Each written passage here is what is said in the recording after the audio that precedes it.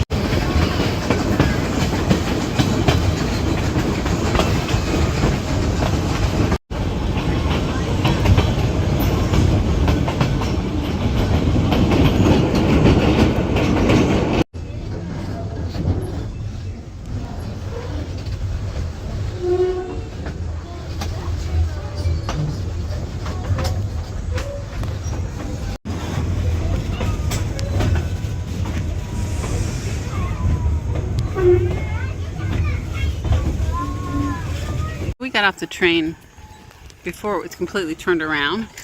We're going to the trolley museum, but it's in the process of going through the same kind of turnaround process it did at the midpoint. So it has to go back up a Y,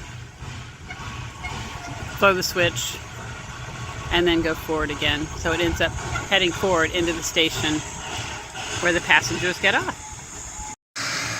All turned around now. The train is heading across the street and back into the station,